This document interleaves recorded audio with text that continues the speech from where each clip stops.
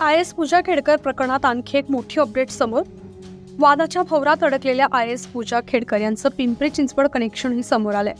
पालिकेच्या YCM रुग्णालयातून ही अपंगत्वाचं प्रमाणपत्र घेतल्याचं समोर आले.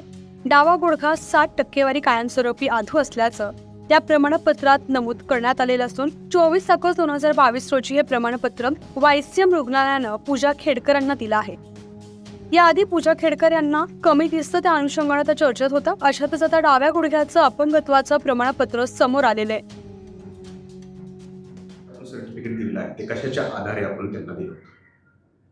त्यांचा विहित ऑनलाईन अर्ज आपल्याला प्राप्त झाला होता ऑगस्ट 2022 या महिन्यामध्ये आणि त्या अर्जाच्या आधारे त्यांची इथे तपासणी झाली. तपासणी विविध विभागांमध्ये झाली.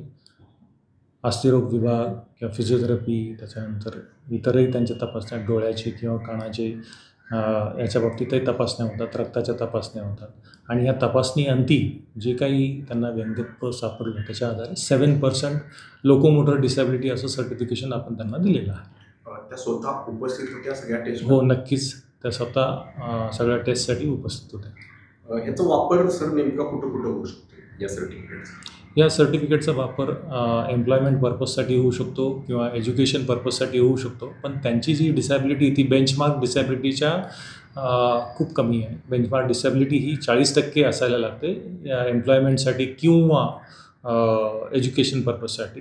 आता 7% डिसॅबिलिटीचा तसा कुठेही वापर होऊ शकत नाही.